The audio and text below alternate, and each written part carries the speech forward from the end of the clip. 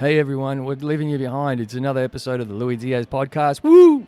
I got Sean Collier back again. I really wanted to get him back as soon as I was done with the last episode. So welcome back, Sean. Thank you. It's good to be here. Yeah, thanks for complimenting me on the setup here, Hosier Lane.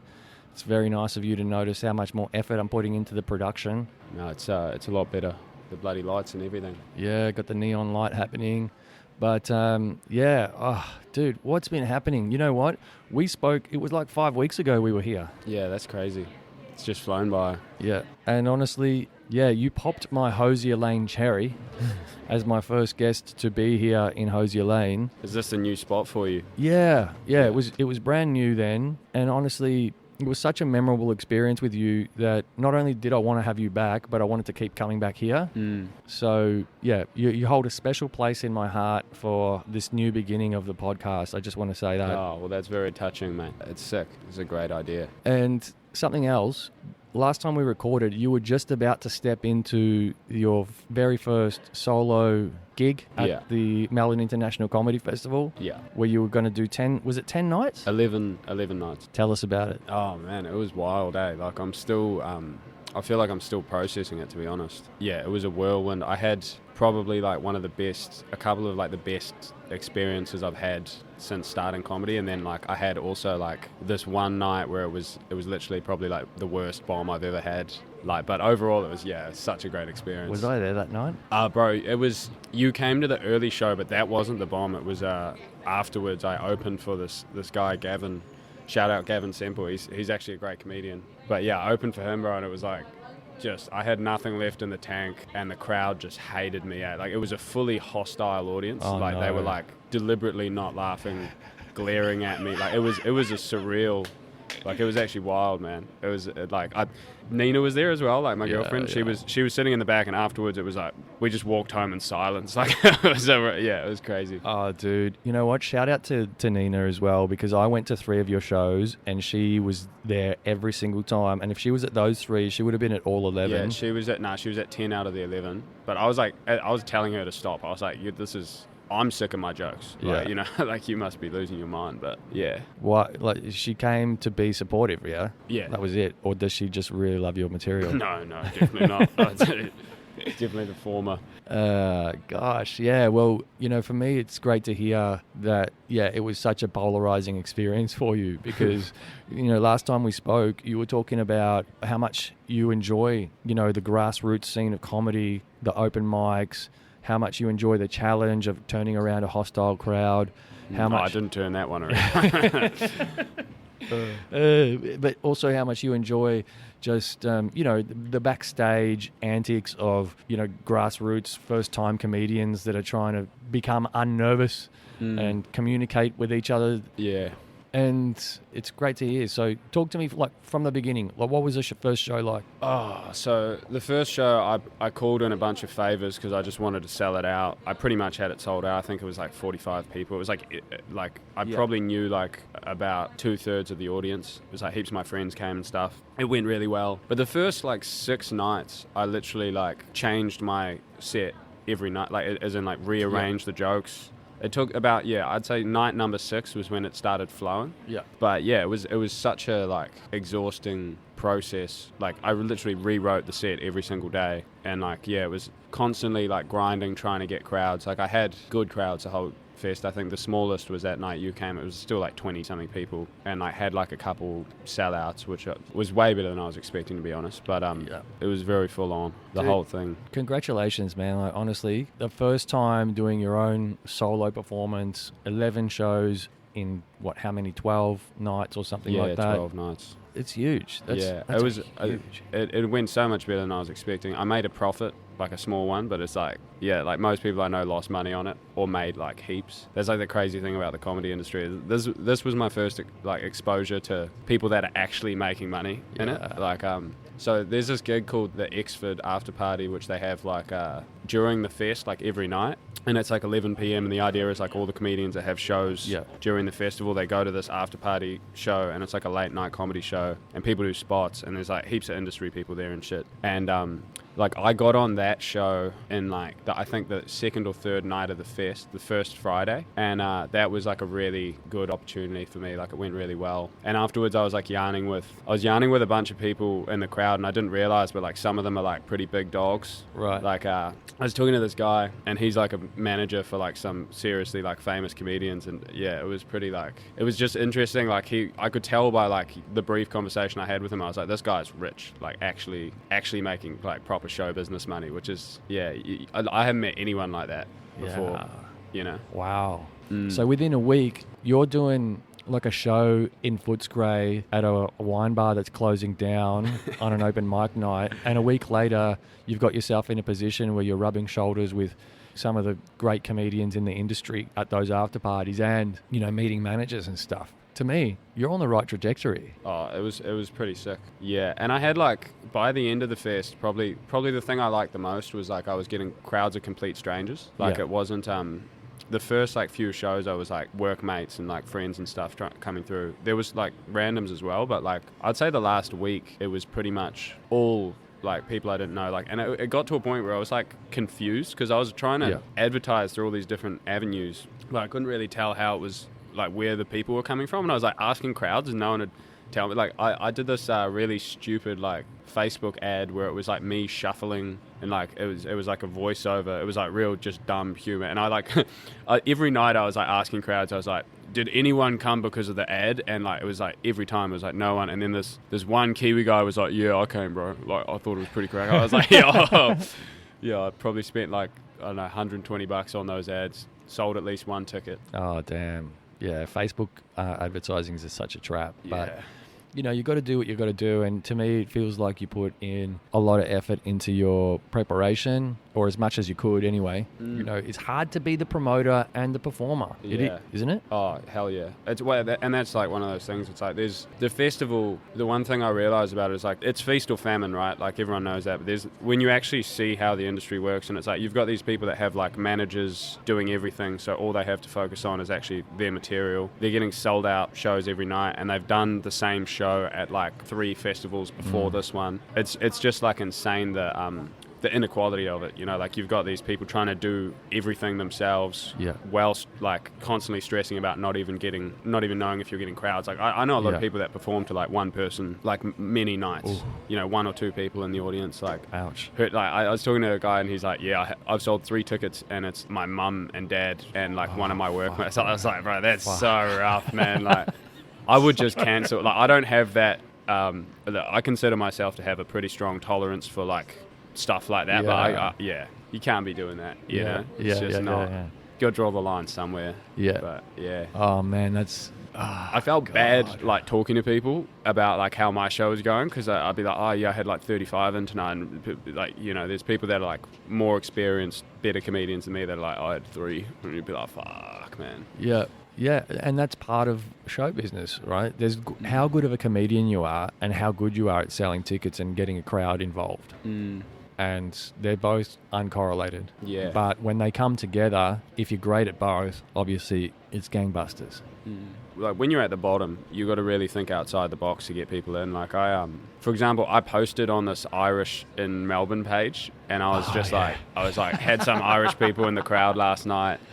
Like, they love the show. I'd be keen on more of you, like, you dogs, you know, like, and I was like, anyone with an Irish accent gets 50% off at the door, because I just figured, like, psychologically people would be like, oh, I fuck with that, and, like, lo and behold, like, the next night had, like, 8 Irish people come through. I was like, you know, that's you got to do stuff like that, man. I was, like, DMing strangers on Instagram that had, like, Kiwi and bio and, like, all sorts of, because I was just like, I'm not performing at Cheers, you know. Like, I had to pay, like, $2,000 for that venue. I was like, there's just no way. Like, you know, take my hat off to you. You do it well. I went to your show 3 times, for everyone listening.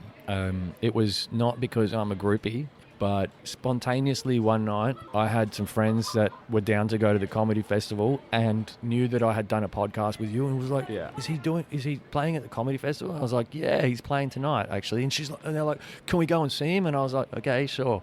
And then I had another friend that was going to come in from Austria, and that was already lined up before the first two people. Yeah. And I don't know why I went to the third one. Was I there on my own? Yeah, I don't know. I remember you telling me, you're like, this is definitely the last one. I was like, man, I'm surprised you came to more than one. Like, that's crazy. Yeah, Nina looked at me and she's like, how are you still showing up? And I was like, you know what? I really like the guy. I really like Sean. You know, like, he's funny, and I love how fucking raw the experience was at times up there. You know, like, there was definitely times where, you know, it was a challenge to get the crowd on side. Yeah, and then there was times when it wasn't. It was like, that show is a work in progress. And, you know, it's the first time I've ever done it. Like, yeah. It was also like, most of the crowds had no idea who I was. They didn't really know what to expect. They were just people that had, you know, found out about the show, ended up there through like various random means. Yeah.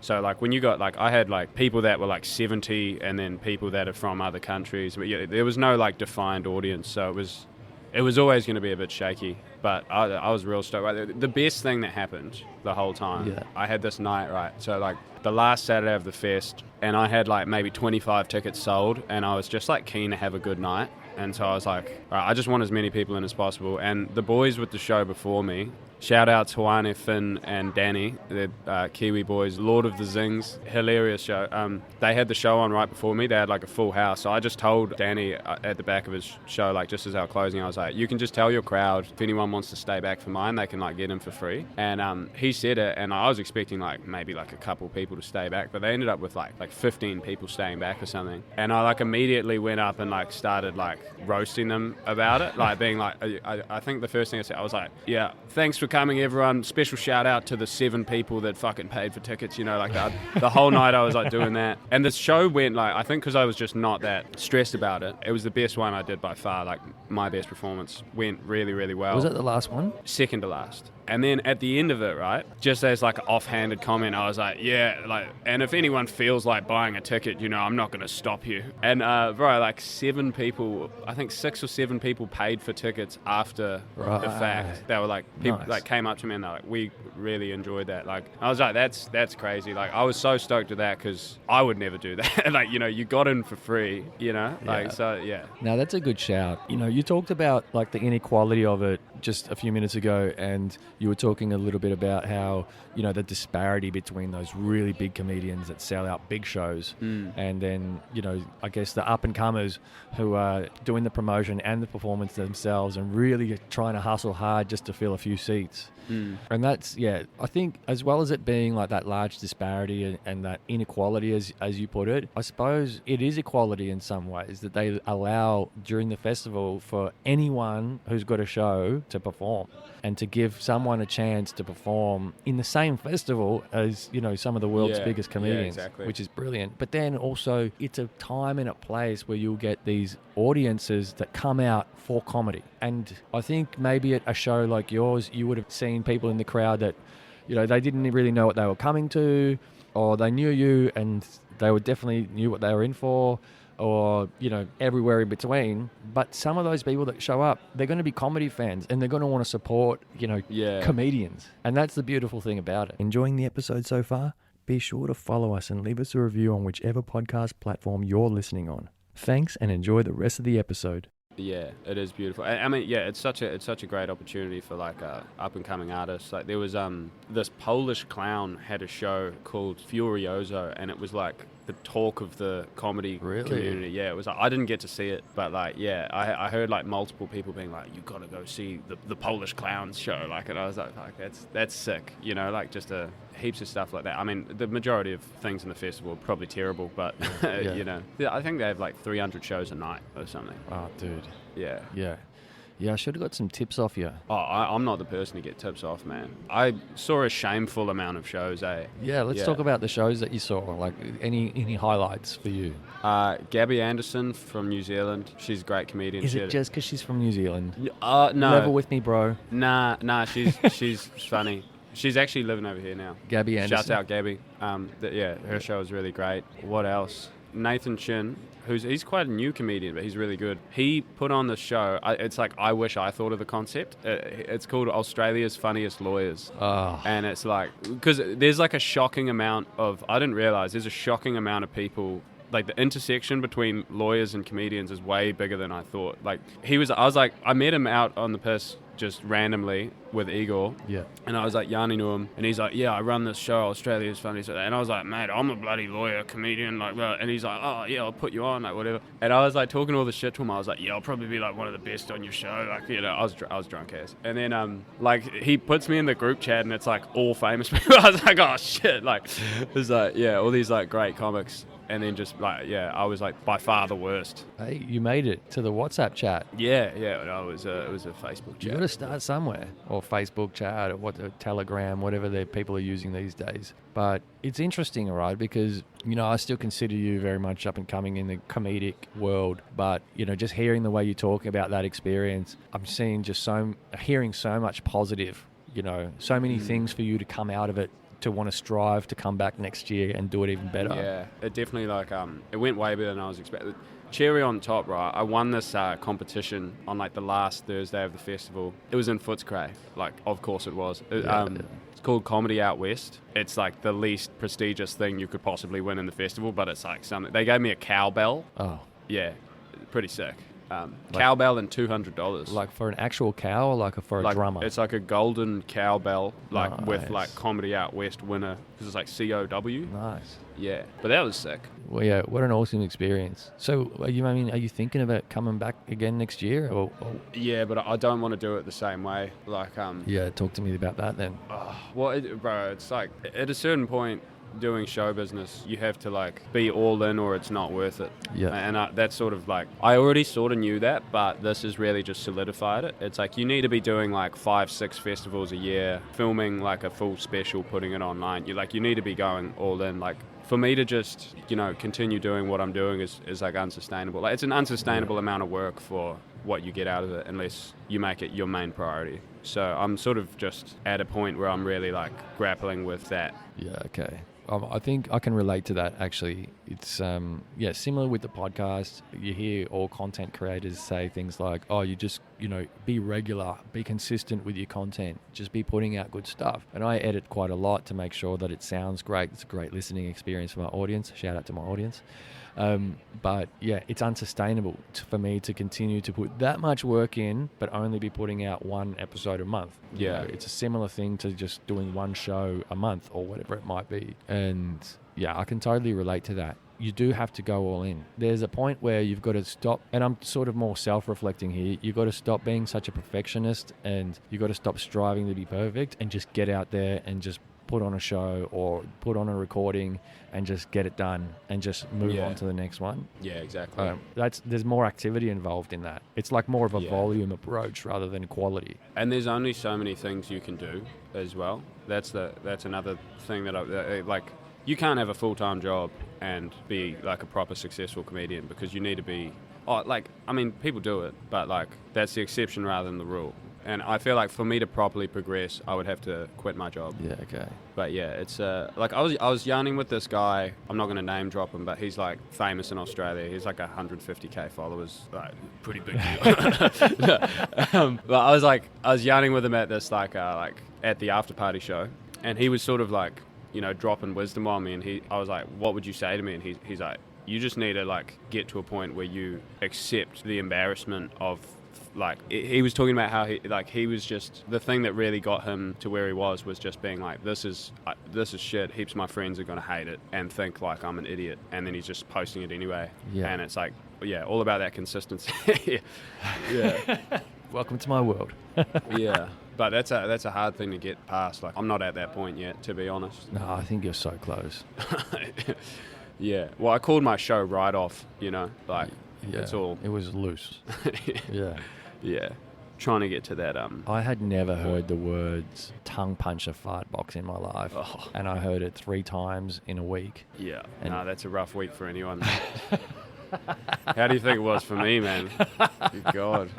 Yeah, but I can totally relate. Like, you know what? Actually, I had this a friend of mine on the podcast, episode 19, I think it was, Luciana Fisterol, and I can't remember the name of the episode. I think it's called "What If Everything Goes Right," and in it she says something like, if you actually knew how little people are thinking about you, you would just go ahead and just do whatever you wanted in life. The problem with us is that we're too busy thinking about what we think other people think of us. But they're all thinking about themselves and other shit. And I think that was, for me, that was a really great moment in the podcast for me to reflect on, I can sit here in a laneway and be embarrassed about it, or I could just not give a fuck about what anyone here thinks and do something I really enjoy, talking to someone I really enjoy, whose company I really enjoy, and just make the best of it. I think you and I are probably a little bit more used to being exposed to crowds for various different reasons. But, for someone that might be starting out, they might be a little bit too embarrassed to want to do something like this in public. And I think then we get to this, like people like you and I, we get to this threshold where, all right, you've done a show in front of 30 people, and that's about as out of your comfort zone as maybe you're willing to get. But, like, what does it look like to break through to that next step? Have you thought about that? I think it's like a muscle, Like, for me, that. I'm not used to putting myself out there, really. Like, doing stand-up to me is way less daunting than doing marketing. Like, it's one thing to get up on stage in front of a crowd of people and chat shit, but it's another thing to be, like, posting, like, come to my show, I promise it's going to be good, like, Yeah. And so for me, that was, like, the biggest mental hurdle of doing this whole, like, festival and stuff. But, like, the muscle got a good workout, and by the end of it, I didn't care at all. Like, I remember the first couple times I posted about my show in, like, Facebook groups, and it was, like, I was like, checking it to be, like, oh, these people, like, like, I was really, like, it made me uncomfortable. And by like the second week of the fest, I would like wake up and I would post it in like 12 different Facebook groups and then just throw my phone like on the couch and just I didn't care at all. I was like, hopefully that sells some tickets. It's repetition. It's like anything. And it's such an important muscle to flex.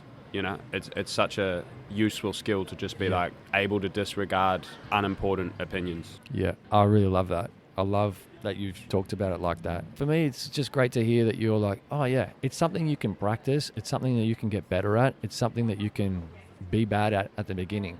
But there's a light at the end of the tunnel if you stay consistent with it. Yeah, it's all habits, eh? I was talking to this comedian, Ray O'Leary. We were talking about stand-up, and he was saying, like, he thinks that you really have to do, like, a new hour every year. Right. And I was like, that's so much work. Yeah. Like, that's an insane amount of work. Like, that essentially requires gigging every single night. Like, doing, like, at least, like, 250 shows a year, probably, to generate that sort of material.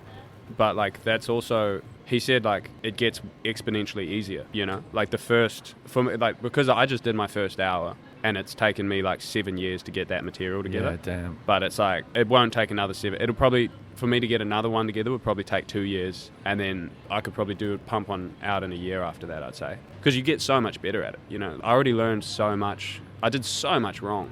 So many things, like, day 2 of the festival, I was like, I would have done this completely differently, But, yeah, you don't know what you don't know. Yeah. And that activity that you're talking about, it gets you there faster. Like, the quicker you make a mistake, the quicker you learn from it. Exactly. And the more mistakes you make, the more you learn. The best way to get hard is get punched in the face, heaps, Sorry, can you repeat that? No, not hard, like hard. I like get it now. Become hard, not get hard, yeah. So that was an unfortunate use of phrase. Well, it probably is for some people, probably the best way to get hard. Hit me again. I mean, like, Do we digress? That was a bit of a digression. Okay, so, but I do like this thread, actually, because I don't know if you answered my question yet. I'm thinking, like, do you have a plan in place to take that next step? You said that you were grappling with what the future might look like, but do you have a plan in place yet? So I know what is required to get to that step, and I'm sort of at a point now where I'm just trying to, like, really work out if I'm willing to do it, because it's not even so much it's just so much work, and it's such a huge directional pivot in life to be like, you would need to do like 5 or 6 festivals in a year, do it full time, be going hard on social media, like all that jazz. It's like it'd be a completely different life to what I'm living now. Okay. I'm hearing you. But the words of wisdom that you received from someone else the other day said it gets exponentially easier.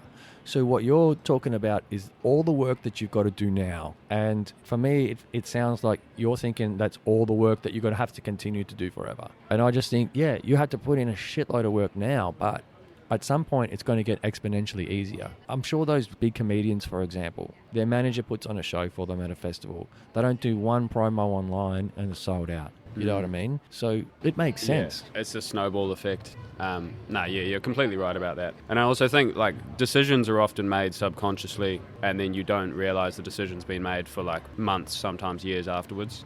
So I feel like I don't really believe in free will that much. I feel like I'm just going to do whatever I'm going to do, and I feel like I already subconsciously know. Oh, you believe in fate? No, I don't believe in fate. I just don't believe in free will. I think like regardless, it's a whole. We're going to get bogged down talking about philosophy here, but like, let's do it. Why not? Well, as long as it's funny. I don't think I really make decisions. You know, I think I'm like a product of environment and genetics, and like it's a sort of comforting thought for me. You know, it's like I can stress about a decision for months, but like in the end, like I'll make the decision, and it's like it's going to happen regardless. You know? Yeah, like the gut feeling that you had at the beginning is going to end up being your final decision in the end anyway. Kind of thing. You do need to follow your gut. Yeah, but you know, did you listen to the episode that we did together? Yeah. What did you think of it? It was better than I remembered, but it's because you cut out heaps of stuff. I didn't cut out that much. You edited it to make it because there was like long there's like, pauses and sneezes and bloody I do cut out the pauses and shit. My audience doesn't need to listen to that. But for me it was a really memorable episode. I listened to it twice actually, but the second time I listened to it because I was like, damn, you're saying such inspirational stuff. Like you were saying, I think you said something like, I don't want to get to like my late 30s where I am now and regret like not doing this. You know. Yeah.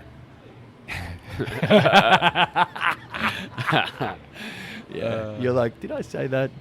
Yeah. Yeah. And you know what's funny as well? Like, I'm pretty sure that it was during the comedy festival. I'm at work one day and I'm walking through the streets to go to a meeting. Oh, yeah, you saw me in the suit. Yeah. And I saw you in the suit. And that was funny. I was like, It looks wrong, eh? It looks so wrong. Yeah. I've had so many people tell me that. They're just like, this looks like a costume. Like, you know? It's just, I shouldn't be, people that know me, they're like, you shouldn't ever dress formally, like, because it's just not, it's just so not me. It does, I do feel like a bit of an imposter, like going to work every day and just, you know, being a lawyer and then like taking the suit off and then just, you know, just talking about just all sorts of garbage. Okay, all right. So I think we're started on this thread then. So if you feel like an imposter being a lawyer, but you feel amazing, and I think as you put it, what were the words that you used? It was a rush. You said that first laugh that you ever got, it was such a rush. You feel like an imposter at work, but you feel like a rush doing the thing that you love doing. But you shouldn't always chase the rush. You know, you can get rushes from shoplifting is a rush. You know, that's true. Heroin's a rush. Yeah. You're right. I'm playing devil's advocate. You're playing devil's advocate, and you're doing it really well. Here I am trying to inspire a bloke, and you're just chucking it back in my face. It's just one of those. I feel like you need to sit down with yourself every now and then and think like, what is the ideal life that I'd want to live? And like, you know, on my more honest days, I'm like, that's probably stand up. Like especially like now that I've seen like the sort of, so the comedy festival has this like end of festival party, right? Yeah.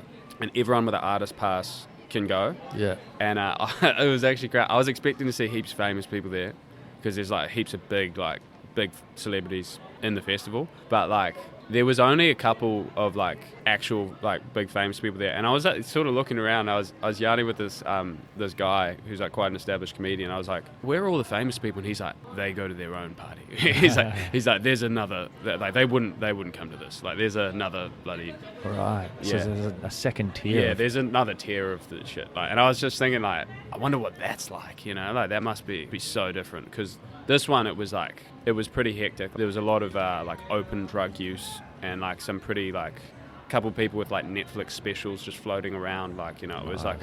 It makes you wonder like what it looks like at the further tiers of it. Yeah. And like seeing actual money in show business is something that I'm still not used to. Like that agent I was talking about, so I saw him again at the after party, and he offered to buy me a drink, and I like already had one. I was like, don't worry about it, mate. Like, you know, like I got a full one. And he's like looked at me, he's like, I'm rich. And I was like, fucking, I cracked up. I was like, all right, buy me a drink there, man. Like, but yeah, and then I was like yarning with him. And I was like, how many like tickets have your act sold? And he's like, my best one sold like over 30,000 tickets. Oh, that's a stadium. And I was like, no, not like in one go, but like, yeah. And I ran the numbers on it. Like, I looked at his show and I was like, this guy's made $1 million like in a month. That's insane. Like, and I'm sitting here stoked as with a cowbell and $200, you know, just talking to this guy like, God damn. God, that's good. Yeah, and that's why I love it. That's what I love about you. You're so stoked all the time. Oh, no, I'm not. No, I'm definitely not. But I'm just stoked when I'm talking to you, Louis. No, thanks, man. I appreciate that. But look, I think here's the thing. I can sense, and the audience can't see us because we're just doing audio recording, but I can sense that you are grappling with, you know, and maybe you're still coming down off the high of it all and maybe the after party, yeah, because it was only last week that it finished. Yeah, it was pretty horrific bender. But yeah. Maybe you need some more time to think about everything and just let it all sink in. But I'm fully on board the Sean Collier train. You want me to take the suit off? Yeah. Yeah. No, a lot of people have not told right me. Now. I just brought a new suit though. Oh, dude, it looked like it was your dad's or something. It No, so that one big. it fits me perfectly. It's Does just it? an illusion. It just, honestly, like It that. looks so big. Yeah, it looks wrong. Did you have a briefcase as well, please? Yeah. Laptop What's bag. in the but briefcase? Yeah. What's My in- laptop. Oh, yeah. What else is in there? Just shattered dreams. Just. You know, actually... No, I don't want to lie. I enjoy being a lawyer, but I just enjoy comedy more. Yeah. It's not like I'm going to work every day like, oh, I want to fucking, you know, like I actually do enjoy suing people. Yeah. Like I'm a bit sick in the head like that. And maybe it's good for you to have that balance in your life. You know, like, I think there are steps that you take before you finally take the plunge and go all in, right? How far can you get yourself before you have to do that? Is probably the question. Yeah, I feel like, I don't know, especially with, like, work from home, flexibility these days, if I'm transitioning to doing more stand-up, I would be probably looking at, like, cutting down to part-time, working more remotely and stuff, because money's addictive and, like, you know, I can't just, like, after having, like, a lawyer's salary, I'm not going back to being a broke uni student type. Like, I can't do the starving artist thing anymore. Yeah. You know. And that's the thing. Like, I've got a full-time job too, and I need that money and shit, you know. Yeah. Like, it's... And it's something I'm good at as well, you know. Something I kind of enjoy as well. Oh, it's so important for your, like, self-worth to be, like, doing something that you're good at. Yeah. That generates you money. You know, it makes you feel like a human, especially as a bloke. Like, you know, it's, yeah. Yeah. Oh, there's so much activity in this laneway today. I love seeing all the different species of, like, drug addicts. Yeah. Like, it's really, you know, that guy, like, you could tell he's got, like, a meth-worn face, but he was also, like, he looked like he was having fun. He wasn't a sad one. He was like, you know, I'm a rock star. It's like, yeah, keep doing what you're doing, mate. He's got those, like, rainbow tinted glasses on. And like, fuck, they're so from the 90s. I've always thought, man, like, if I could live 10 lives, I reckon one of them I would just be a full crackhead. It'd just be it looks so liberating to just let go of all propriety, just be like a human animal. Yeah. Like, there's something that, it looks really satisfying. Have you seen, this is a bit of a tangent, but have you read George Orwell's Down and Out in Paris and London? I have not. It's a fantastic book. It's like, it's got this bit about, he became like a homeless tramper, and it's like beautiful, like he's got this part Just where... tramper. So it's like the homeless people in London in like the 1800s in England, they set up like homeless shelters that were like 20 k's from each other. Right. And that people could only stay in one for one night at a time. So all the homeless people were constantly walking. That's why they're called trampers. Right, okay. Yeah. And so George Orwell did that. And he's got this part in the book where he's just like, talks about the liberation of finally being like broken homeless. Like, because he was worried about it for ages. And then it finally happened to him. And he's like, it was such a relief, you know? And I often think about that when I'm like worried about something. I'm like, it might actually feel good when it happens. Have you ever been homeless? I lived in a van for a year at uni during COVID. It was like, I'm not really homeless. Like, I was parked in my mate's driveway, but it was like my bedroom for a year. But that's like in Wellington, that's not that uncommon, and there's like housing crisis. Our landlord just put up rent like $40 each, and the place had like black mold and was next to a construction site, and I was like, I'm going to live in my car. Like, so I'm not paying that. Yeah. I'm not enriching these bloody boomers. Yeah. I've been homeless before, technically, not for long, and I can relate to that feeling of relief. Really? Yeah. And I'll tell you how it comes, right? First, you know that you're up shit creek and you're starting to feel pretty sad and desperate, despondent, and finally you find yourself in a place where you don't have a roof over your head that night, and it's hard to describe. You go from this place of feeling kind of despondent and depressed to feeling just this kind of relief and this silence. Like, you don't have a key to worry about being in your pocket to open a door. Yeah. You don't have a fucking job to go to the next day that you've got to respond to someone to. You're literally sitting on your own in the back of your car where you're about to sleep, and you have no one to answer to. And you, in this kind of weird evolution of feelings, goes from depression to relief. It's bizarre. It's so fascinating. Yeah. It does make sense though. Because you can't stay that low. And it can't get worse. Yeah. That's sort of what Orwell's whole thing was like. This is it. I've reached the bottom. Like, it can't conceivably be worse. Yeah. It's a great place to be.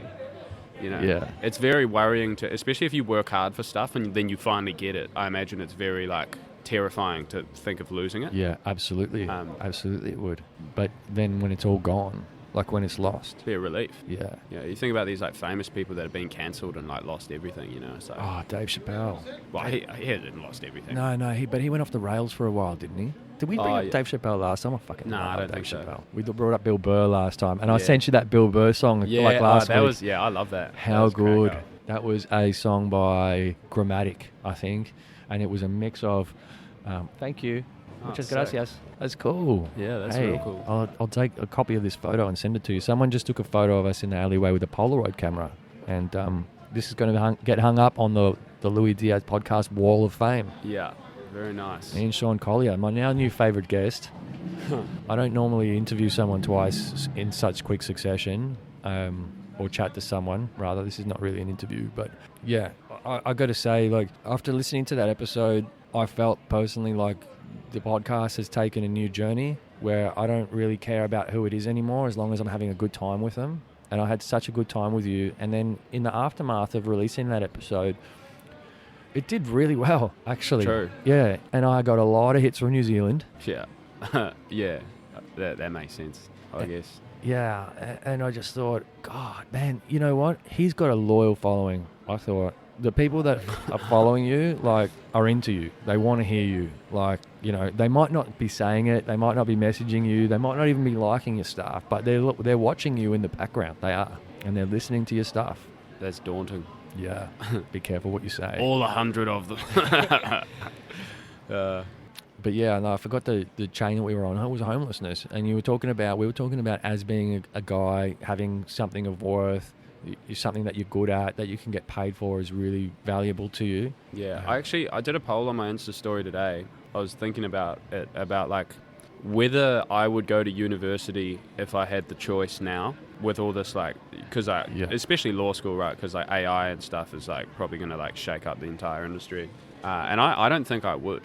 I think I wouldn't go to university if I was graduating high school in 2024. I've thought the same thing. Why have you thought that?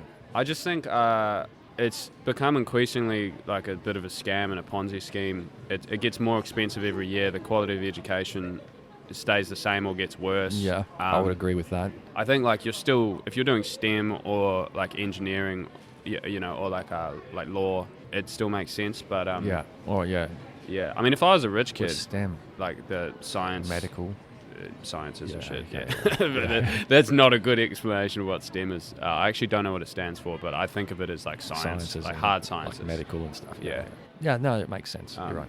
It's the only place you're going to get that education. Yeah. Maybe if you can get, I wonder if you could get that education from YouTube and just textbooks. Oh, you could. Now, I think like law school was like literally, I could have learned being a lawyer on the job, 100%. Like, there's no need for law school. It's like a necessary prerequisite barrier to entry because it's like this sort of elitist club that's existed since like ancient England. But like you could easily learn, anyone that's like literate with like an IQ above like 100 could become like a competent lawyer learning on the job, I would say. Not in really complex areas of law, but like, you know, your standard conveyancing or whatever. Like, so yeah, I don't know. I had a few people message me today being like, uni's a fucking scam.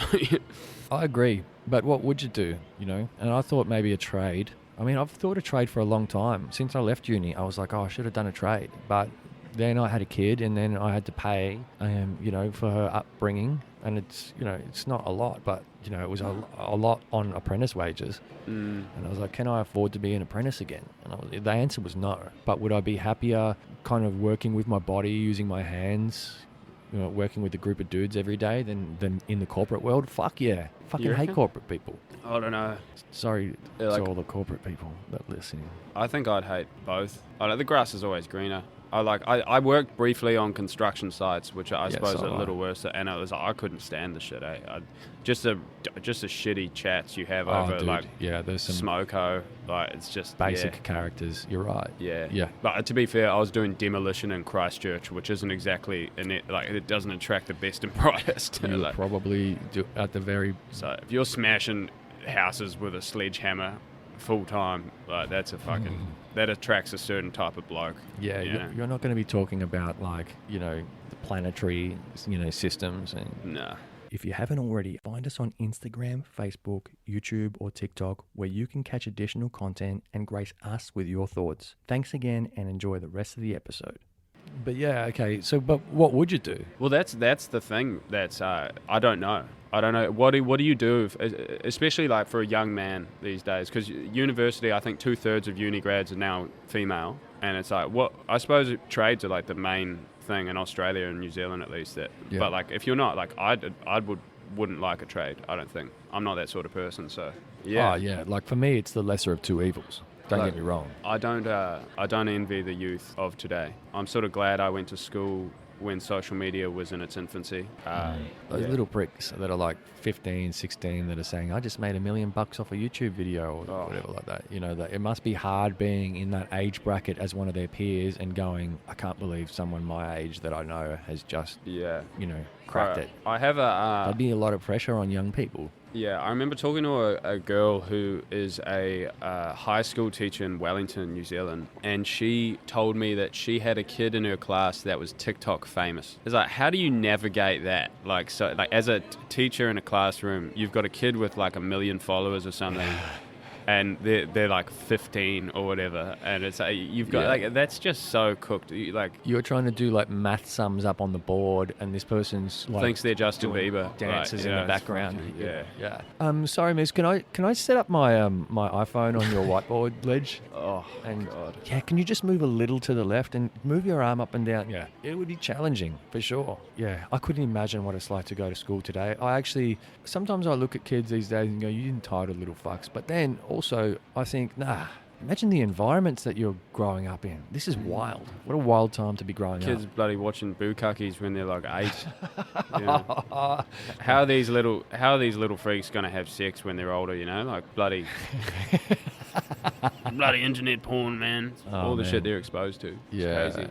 Yeah, but I think, honestly, there's a lot of good influences online these days as well. Yeah, but the algorithms don't select for it. Yeah. You know?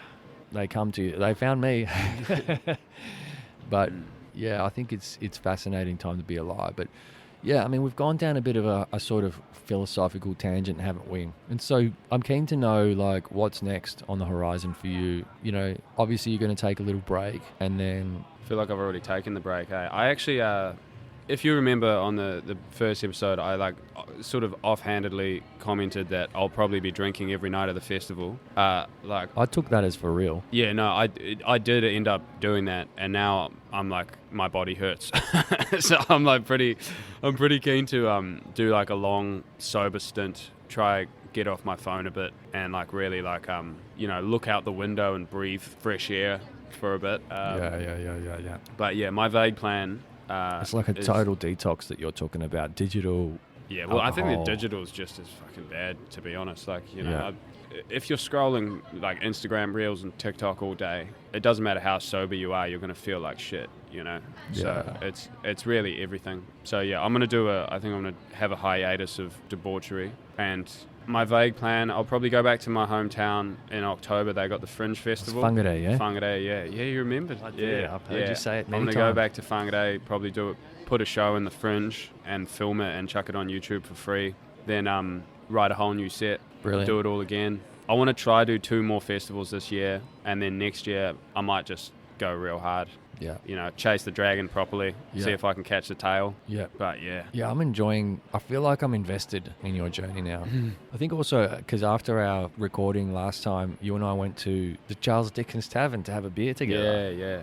That was nice. And we got deep and meaningful about like some of my stuff too, about Venezuela and reconnecting with my dad and stuff, and just how enthusiastic you were, you know, wanting to know more about that stuff and being like, oh, dude, bro, let's go to South America. And You got to go to Venezuela, bro. That's it's amazing. happening. I've been waiting for an excuse to go to Venezuela, man. That country's so fascinating. Yeah, it's happening. It's coming. Once coming. they sort out that government situation, I don't it's know. going to be ripe for investment. I know someone that lives right on a beach. Yeah. No, so I want to ask you something. Yeah, go ahead. Because you said that you're not drinking. Yeah, Was 4 that- weeks. Congratulations. Thanks. Was that like a sort of, what was your process of thinking that got you there? If Not I- that it's a weird thing to do or anything, but No, I'm no, just no. always interested. No, if I can be completely honest, I started going off the rails in about October last year, as in binge drinking heavily. Yeah. Maybe it was August. Yeah, was it August or October? I can't remember. And basically, like, I've just been exhausted from it. And then come Friday, Saturday night again, I'm back out and I'm still wrecked from the weeks and weeks. And I'm 39 now, right? So these aren't fast recoveries. Yeah. And then, I can only imagine. yeah, it was actually that first night I went to your first show. Yeah. The night I went to your first show. yeah, and you went out on the piss with my workmates, eh? I did. I remember, yeah, they were like, that Louis guy, man. I was like, fuck, I didn't know you guys did that. Yeah, they were like, oh, let's go out. And I was like, yeah, sure, I'm up for whatever. But I had started that evening with a few red wines at work. I went to the Charles Dickens to watch you, where I had about 4 pints of beer. And by the time we finished up with those workmates of yours, we were doing shots. Yeah. And then I just knocked over a pint at this bar, and I looked at the bartender, and I was like, I'll kick myself out. And then that's when I decided I was done. I think I was trying to pick a fight with a cab driver that didn't want to pick me up as well. And it was just like, dude, you're a fucking loose unit. You need to just stop.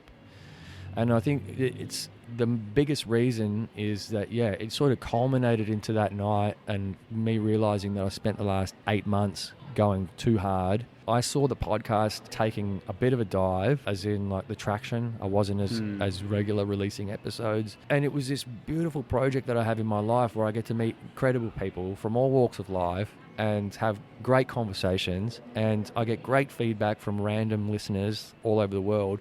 And I'm like, you cannot throw this away. Like, you can't get to a point where you are just drinking and going out to clubs and throwing this away in the background. So, yeah, I just made a decision that it's similar to you. I just thought, what do I need to do to go all in on this? And the first step was like, listen, I don't even need to quit my job. I just need to stop drinking and start getting fucking focused. Drinking it ruins everything. Like, it's a Are you the same Sean I met last time? No, no, I'm not. I'm hungover rather than prepping for a bender. You know, it's a very different state of mind. Yeah, for sure.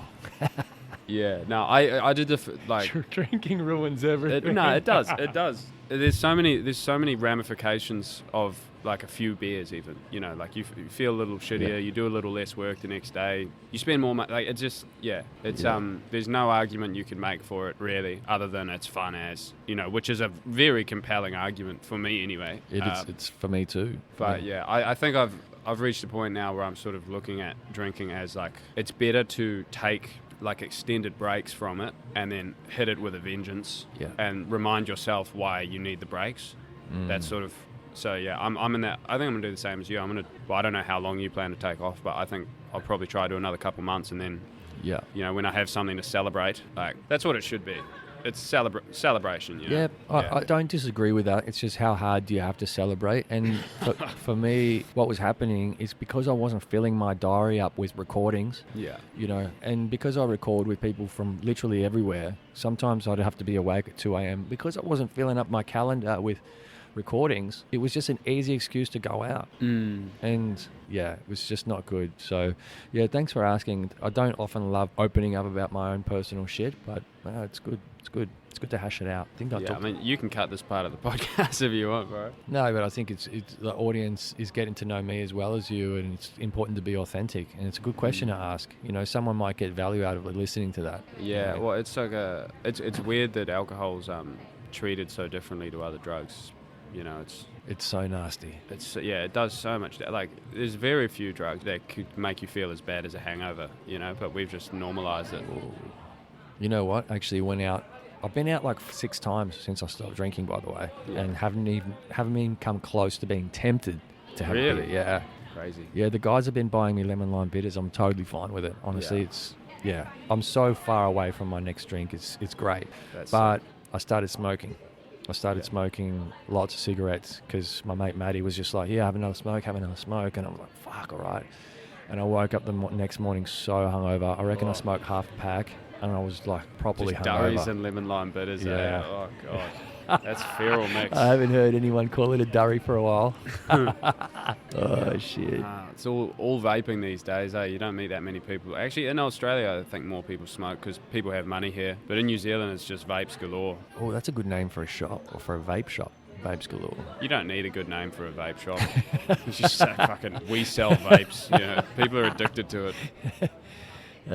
God. So, right, where are we going to take this? We've already asked what your plan is. Your plan is to take a detox. Fantastic. And then do a couple of extra festivals this year. Yeah, I sort of stitched myself up because you need to apply for a lot of them quite far in advance. And I was with this comedy fest.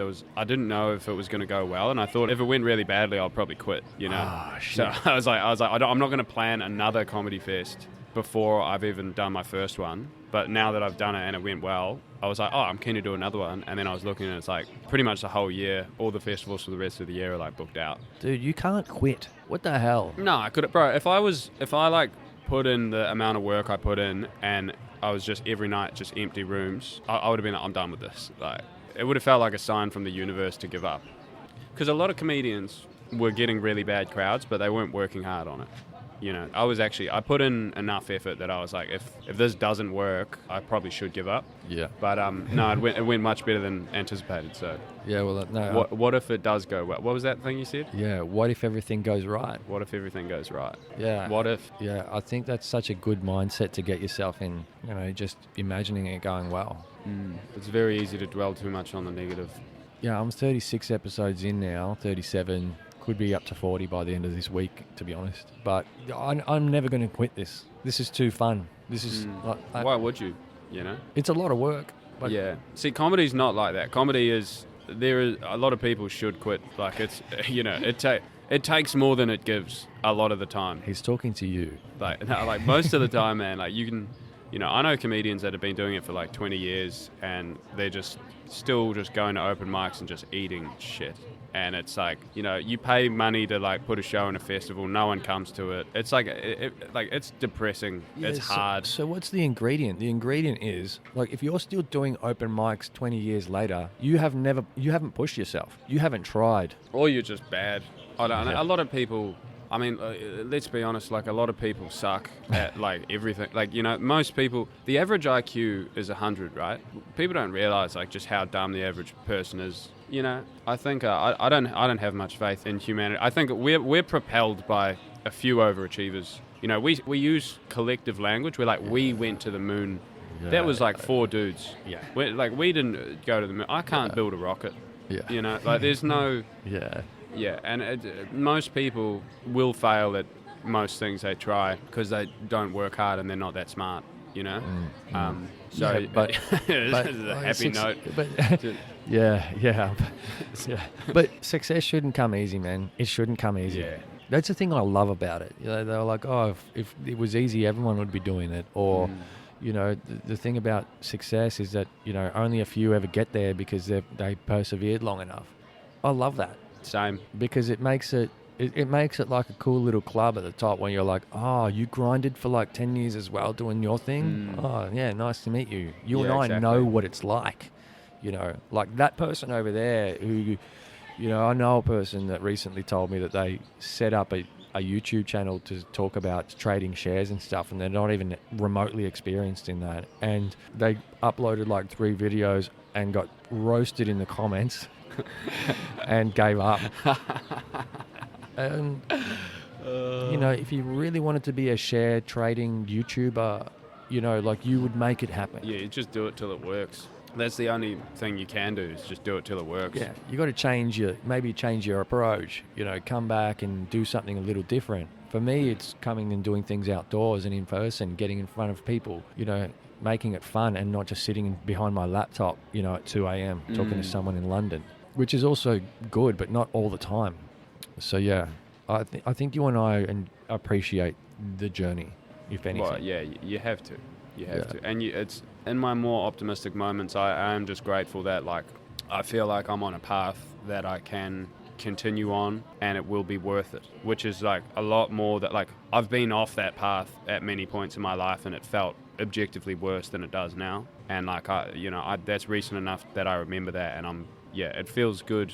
I mean, it's still hard, and, like, most of life is shit anyway. Like, you know, like, it's still 90% of it is just maintenance and work. Hell, what day did I get you on? No, but, you know, what like, kind of bed did you roll out of this morning? Well, I mean, if you think about your day-to-day life, how much, you know, like, 99% of it is just cleaning your teeth and bloody... wiping your ass. Yeah, you know, but Sure. You need to be working towards something that you think is worth having. And, like, I know so many people, especially, like, my generation nowadays, like, there's so many just people that are just sort of aimless wanderers drifting between jobs, don't really know where they want to go or what they're doing. And, like, I feel grateful to have a vague direction, you know, a North Star, even if it's covered by clouds 90% of the time. That's beautiful. You know, a North Star, even if it's covered by clouds 90% of the time. That's fucking beautiful. I do like that. You have a way with words. That's what it is. You're a deep emotional thinker as well. Oh, you know? Grease me up, mate. Yeah. Well, someone's got to bring the level up. You're like, oh, fucking humanity sucks, and, you know, we're all dumb. We are all dumb, man. I think that's the beautiful thing about it. Like, we are. I don't disagree with you, by the way. I just think, like, in our first episode together, you were like talking again. You were talking about all the autistic comedians in the backstage and in those open mic nights, and you were talking about it like it's a beautiful mess. And I agree. Like, I'm totally on that wavelength. I love it. I love walking out on the street and seeing that junkie guy back there and that random lady and them bump into each other and have a weird altercation and someone run away. Like, it is a mess, and it's beautiful to look at, you know. A friend of mine started getting all wigged out about the potential nuclear war, and I'm thinking to myself, I'm not ready for this shit to end. I love watching it. I enjoy watching the chaos. I don't think Melbourne will be the first place a nuke drops, to be fair. You know, I would nuke Sydney if I was picking a city in Australia. Yeah, fuck Sydney. Fuck Sydney. They've got great beaches though, don't they? Oh, I just love those beaches, but yeah. No, I haven't been there for years, But yeah, it's not worth it. Last time I was in Sydney, there was people literally walking at me, looking me up and down like, what the fuck are you doing here? Yeah. And I was maybe they'd appreciate the suit over there. Like, I put on my op shop suit, walk down the street, feel like a person. Yeah. Not in Melbourne, people are just like, ugh. Yeah. How dare you? Those aren't secondhand.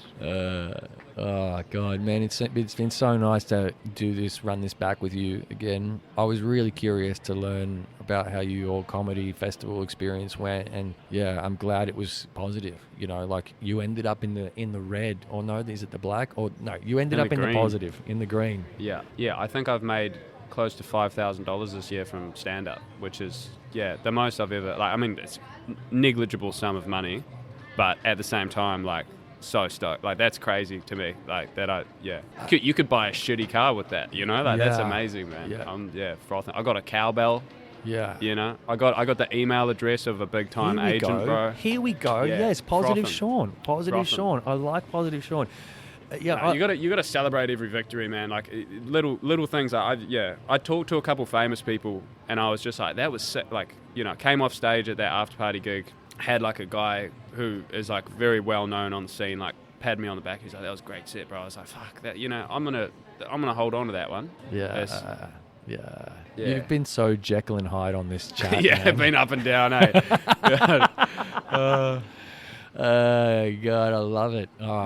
It's good. Can we do this again sometime too? Like, Yeah, bro. Yeah, let's just keep doing this because I enjoy you. I enjoy having you on, and for me, you're so easy to talk to, and you're so full of insight, and it's fun. It's very fun.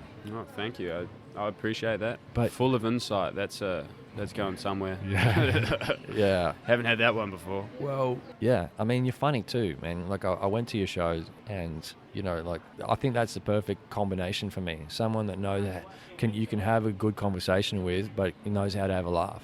Like there is no better combination of human than that. Then you throw in you're on the right side of ugly. That's for sure. You're kind of a handsome bloke too. I've been described as the Zac Efron of New Zealand comedy. No, I literally had someone say that to me, like not taking the piss. He's like comedian, like he was a comedian. He's like, we're all like, I think the words he's like, we're all like fat and autistic. Like you shouldn't be here. Like, yeah. No, I was like, bro, like not everyone's fat and autistic. Yeah, no, but you are maybe cut that bit out. Better looking than the average comedian, which is not saying much. Yeah, exactly. It's not even that big of a compliment. I'm not cutting that out. Oh God! But it's been really good, man, to have you on the show. Thanks for throwing some questions back at me as well. And yeah, do we have any last words? Oh God, what was that quote of your friend? What if everything goes right? What if everything goes right? I reckon that's a good note to end it on. Yeah, I'll send you that episode. You should listen to it. It's pretty loose. I'm not going to drop any better wisdom than that. All right. Well, and we've got our Polaroid. Got our Polaroid as well. This has been an even better experience than it was the first time. W's on W's today. Yeah, check that out. That's beautiful. But Sean, thanks for coming. It's been great to have you, and I'll see you again. Yeah, let's do it again. Woo! We'd love to know what you thought of that episode of the Lui Diaz Podcast. You can find us on Instagram, Facebook, YouTube, and even TikTok to let us know. And be sure to follow, subscribe, and leave us a review on Spotify, where you can catch some of our other really great episodes. Thanks for listening, and catch you next time.